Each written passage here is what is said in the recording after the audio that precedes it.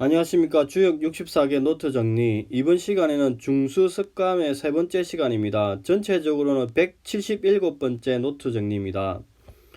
이번 시간은 63의 그 레지 감감, 앞에도 감, 밑에도 감, 이 의미에 대해서 살피고, 64의 준주의 용부에 대해서 그 엄난한 상황에 그 육사로 진입한 이 상황에서 어떻게 하는지 살피겠습니다. 자, 먼저 한자를 같이 한번 읽어보겠습니다. 63 내지감감 험차짐 이부감담 물용. 자, 내지감감 험차침 이부감담 물용. 63은 오고 감에 물구덩이라 하고 험난함을 의지하여 더 깊은 구덩이 속에, 즉 구덩이 속의 구덩이에 빠짐이니 움직이지 말아야 한다. 이게 완전히 진퇴양난에 굉장히 이제 어려운 상황에 직면한 것을 이야기하죠. 상활 내지감감 종무공야. 오고 감에 구덩이뿐이니 끝내 공이 없음이라 이렇게 이야기합니다. 자, 표 위치를 보면은 여기는 이제 학계의 제일 위죠. 그래서 험난함이 제일 끝에, 학계의 제일 밑에 있죠. 그 다음에 그 정도 아니죠. 응도 없습니다. 그 다음에 63은 보통 교만한 자리라고 많이 이야기하죠. 그래서 굉장히 힘든 상황을 이야기합니다. 그래 이제 이렇게 학계도 감, 상계도 감. 그래 감에서 벗어날 줄 알았는데 다시 상계도 감이니까 이제 험난함이 중첩되어 있는 상이죠. 그래서 결국에는 어찌 보면 진퇴양난의 물상이 나오는 거죠. 그래서 위치를 보면은 감의 제일 위에 감이 있다. 부당이고 정응하는 혀도 없다. 즉 결국 일반적인 설명하기를 오고 감에 모두 험하다.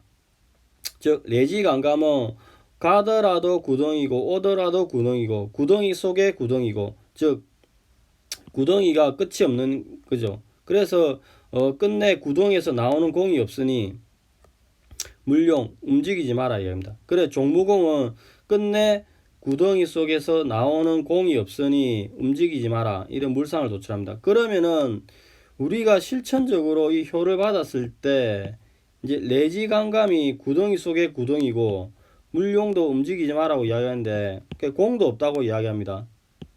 그러면 이 세 개의 물상을 의미를 종합했을 때 우리가 어떻게 행동을 취해야 될지 이제 고민이 되는 지점이 발생하는 것은 사실입니다. 그러니까 향후에 이제 효를 받았을 때 조금 더 이 부분은 고민을 할 필요가 있습니다. 육사를 살피겠습니다. 준주괴이 용부 납약자유 종무구. 육사는 한 통의 사발의 술과 제기 두 개의 음식을 질그릇에 정성스럽게 담아 벽창, 바라지창, 창문으로부터 간략하게 들이면 끝내 허물이 없다. 상활 준주계의 강유제야. 한 그릇의 술과 두 개의 음식이란 준주계이랑 강과 유가 사김이라 이렇게 이야기합니다. 효의 위치를 보면은 이렇게 이제 기본적으로 상계로 진입을 했죠. 그리고 이제 사계 네 번째 개는 이렇게 음으로서 제자리이고, 그 다음에 응은 없죠. 그 다음에 기본적으로 이 다섯 번째 양강 오위와 접해 있죠. 그래서 관과 유가 접해 있다. 그러니까 이런 것을 착안해서 설명하는 견해가 있습니다. 즉 네 번째 효와 다섯 번째 효가 관과 음으로서 서로 교접하고 있어서 밖에 있는 사람 오효와 안에 있는 사람 사효가 이 술과 밥을 서로 주고받으면서 이제 서로 접하는 상황을 이야기한다, 이렇게 이야기합니다. 그러면은 이제 황태영 교수님은 이걸 조금 더 부연해서 조금 다르게 설명하시기를 상계에 진입한 사효니까 진입한 상황을 착안하여서 아직 의심을 완전히 벗어나지 못했으나 위험에서 벗어날 수 있는 정황이 조성될 즈음에 격식을 따지지 않고, 즉 준주괴의 간략한 술과 음식을 마련하여서 정식으로 문으로 가지 않고 창으로 살짝 넘기는 이런 상황을 보니 은밀히 막호 교섭을 하여서 끝내 이 위험을 탈출할 길이 보인다고 이야기합니다. 그러면 이제 한자를 보면은 준주는 한 동이의 술, 괴이는 두 그릇의 음식, 그리고 괴는 이렇게 음식을 담는 이제 그릇, 설리가 그릇이라고, 부는 질그릇을 투박하게 구운 도기를 말합니다.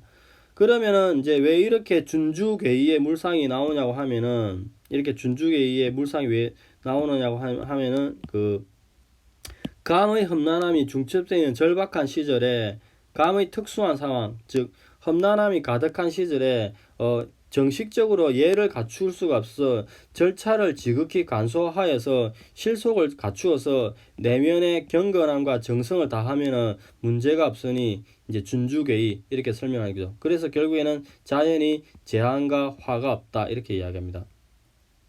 그러면 우리가 이제 실천적으로 준주계의 시저 이 효를 받았을 때 준주계의 의미와 나벽자유의 의미를 이제 어떻게 이 효를 보고 실천적으로 행동해야 될까를 고민을 해야 되는 지점이 발생을 합니다. 그래서 이제 여기서 준주계의 의미와 상계의 첫 진입 험난함을 벗어나는데 이 의미가 어떠한 것인지 살필 필요가 있을 것 같습니다. 자, 여기가 일반적인 설명이고 다산의 설명을 보겠습니다. 레지 감감, 험차지, 이유 감담, 입입니다. 이부 감담 물용, 상활 레지 감감 종무 공야. 와서 감이 되고 또 감이 된다. 사나운 기세를 꺾기 위해서는 날뛰는 것을 묶어서 또 말뚝에 매달릴 것이다. 메어둘 것이다.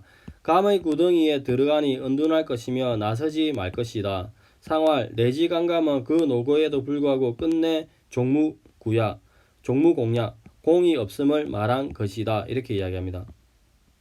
그런 물상을 도출해 보면은 이제 레지 감감, 오고 감에 험난함이 있다고 이야기하는 것은 중수습감에 6.3이 이렇게 효변하면은 수풍정이 되죠.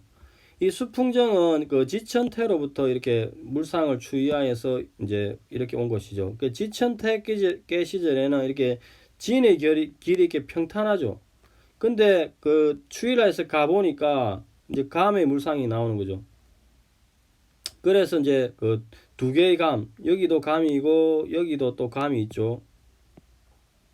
오고 감에 감이 있다고 이야기합니다. 그래서 설명하기를 지천태기 시절에는 진의 결이 평탄하더니 추일하면 감이 생겨서 대감도 생기고 두 개의 감이 이루어지더니 결국 레지가 감감, 오고 감에 감이 있다 이렇게입니다. 근데 험차짐은 이제 나무에 묶어둔다고 이야기했는데 이 감을 이 중수습감 감을 또 다르게 보면은 돼지 두 마리로 볼 수도 있죠.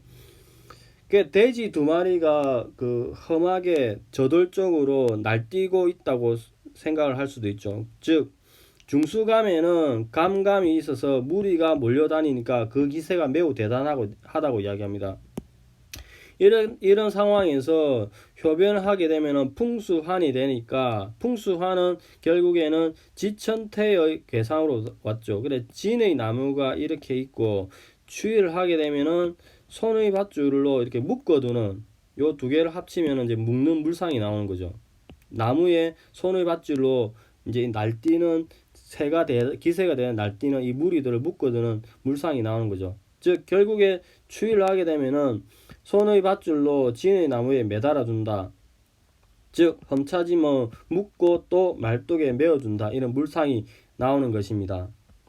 그 다음에 이부 감담은 이제 험한 곳에 들어간다고 이야기하는데 기본적으로 중수습감의 하계가 감의 수죠. 감수가 있는데 효변을 하게 되면은 학계가 손의 물상이 나와서 이미 들어감의 물상이 나오죠. 그래서 들어감의 물상이 나오니 결국 물용 쓰지 마라 이런 물상이 물용 쓰지 마라 이런 물상이 나오는 거죠. 그다음에 종무공 종국에는 이루는 바가 없다 이렇게 이야기하는데 이 손의 이미지가 과실을 맺지 못한다는 의미죠. 이 나무인데 손의 이미지가 불과의 이미지가 있습니다. 가는 열매인데 가는 과실인데 손은 이렇게 불과의 이미지가 있다. 그래서 결국에는 효변을 하게 되면은 이제 열매를 맺지 못한다. 그래서 종무구야 이렇게 얘기합니다. 왜냐면은 감의 노구가 있더라 하더라도 손이 되어버리니까 끝내 공이 없다 이렇게 물상을 도출해냅니다. 자 여기까지가 이제 6.3에 관한 설명이고 6.4를 보겠습니다. 한자를 보겠습니다. 준주괴의 용부 나벽자유 종무구 상활 준주괴의 괴의 강유제야. 제사장의 술단지가 담긴 술을 흙으로 된 제기인 괴의 제기로 권해 올릴 때는 검약한 질그릇 즉 불을 사용할 것이다. 신뢰의 징표인 결승의 계약을 맺어서 창문을 통해 은밀히 동굴 집속으로 들여놓으니 마침내 허물이 없다. 상활 준주계의는 관과 유가 서로 교제함을 말한다. 이렇게 이야기합니다. 그러면 이제 준주의 의미에 대해서 보면은 기본적으로 중수습감은 이제 그 지택임에 썼죠. 그 지택임 이 꾀는 전체로 대진이죠. 그 대진은 큰 술통을 의미합니다. 그래서 큰 술통을 의미하는데 이게 추일하면은 위에 감의 술이 있는 거죠. 술을 담는 거죠. 또 다른 물상은 이제 밥을 가득 채우는 물상은 이렇게 그 중수습감이 육사가 이렇게 효변하면은 이제 택수곤이 되죠. 택수곤은 위에 상계가 음식의 물상이 있죠. 이 음식의 물상을 진의 제기, 여기 있는 진의 제기에 쌓으니 밥그릇에 이제 밥을 넣는 거죠. 그래서 이제 괴의 용부, 제사 음식을 고를 때 질그릇을 사용한다. 이 물상이 나오는 것입니다. 즉 기본적으로 보면 임계는 큰 술통이고 추일하면 감의 술이 있으니까 술통에 술이 있고 또 그 중수습감 육삼이 효변하면은 택수곤이 되는데 택수곤에서 하옥계가 진의 제기이고 그 다음에 변한 택수곤의 상계가 태의 밥이 가득하니까 결국 계의 용부 제사 음식을 권해 올릴 때 질그릇 쓴다. 이 물상이 나오고 준주의 물상도 여기서 도출을 해내는 것입니다. 그 다음에 나벽 자유의 물상을 보면은 자 기본적으로 중수습감의 본계가 효변하면은 택수곤이죠. 택수곤은 기본적으로 천지비계로 왔죠. 천지비계 시절은 비색한 시절에 건이 이렇게 도망가 있죠. 강건함이. 그래 군주가 바깥에 도망가 있는 이런 물상입니다. 그래서 빗계 시절에는 군주가 바깥에 있고 소인은 안에 있어서 험난함이 지극히 매우 심하다고 합니다. 그래서 소인이 있는 상황이 매우 힘든 상황이죠. 이 험난함을 타개하기 위해서 이제 추위를 한 경우에 어떤 물상이 나오냐면은 이렇게 험난한 감의 구덩이가 가득한 상황이죠. 그래 가득한 물상이 나오니까 가득한 상황에서 이 빗계 시절에도 이렇게 험난함이 가득한 상황이 이 빗계 시절에도 이렇게 험난한 상황이 나오는 거죠. 그 추위를 하게 되면은 여기에 리의 불빛이 나오는 거죠. 여기 학계가 보면은 하옥계가 이러면 리의 빛이 가득하게 나오죠. 리의 빛이 간의 문을 통해서 나오니까 창문을 통해서 나온다 이렇게 합니다. 그 전체적으로 이 감의 큰 동굴에 이렇게 불빛이 나오니까 불빛이 나오는 거죠. 그 불빛은 또 간의 창문을 통해서 드러놓는다 이렇게 이야기하죠. 그래서 나벽자유의 물상을 이야기합니다. 다시 한번 보면은 글을 한번 보면은 자 빗계 시절에 군주가 바깥에 있고 소인이 안에 있는 험난함이 지극히 심한 상황에서 이 험난함을 타개해서 추위를 하게 되면은 손의 밧줄로 리의 신뢰를 만들어서 계약을 맺어 공국에 가져오는데 원래 이 중수습감 최초에 여기에 있는 이 중수습감 여기 있는 부분을 이야기합니다. 여기 있는 중수습감의 부분은 이제 동굴 속 어둠이 가득한 거죠. 원래 감의 곤란함, 습감이 있었는데 동굴 속에 이렇게 리의 밝음을 가져오니까 그 밝음을 가진 게 간의 문을 통해서 들어오니까 나벽 창문을 통해서 들어온 거죠. 그래서 나벽자유 창문을 통하여 계약을 들어놓는다 이렇게 합니다. 그래서 험난하고 비색한 시절을 맞이하여서 이런 힘든 상황을 타파하기 위해서 소통시키려는 사람이 사업을 도래할 때는 창문으로 들어온다는 이 물상은 여기에 이제 아까도 설명했듯이 여기에 창문을 통해서 들어온다는 물상 여기 보면은 아까 간의 문에 니의 불빛이 들어온다는데 그럼 왜 하필 창문이냐 은밀하게 해라 이 말이죠. 창문을 통해서 들어온 물상 은밀히 해야 한다. 공식적인 루트를 통하지 않고 비공식적으로 한다 이렇게 이해를 해도 될 것 같습니다. 그 다음에 이제 무구 허물이 없다는 시절은 이렇게 천지빛계 비색한 시절을 맞이하여서 강이 6에서 1로 2로 안으로 들어오는 거죠. 강이 안으로 들어오니까 결국 허물이 없다. 돌아오니 허물이 없다. 이렇게 됩니다. 글을 한번 읽어보면은 제사장의 술단지에 담긴 술을 올릴 때, 괴로서 권해 올릴 때는 검약한 질그릇 불을 사용할 것이다. 신뢰의 징표인 결승의 계약을 창문을 통해서 은밀히 동굴의 집 속에 들여놓으니 마침내 허물이 없다. 준주개인은 간과 유가 서로 교제함을 말한다. 이렇게 이야기합니다.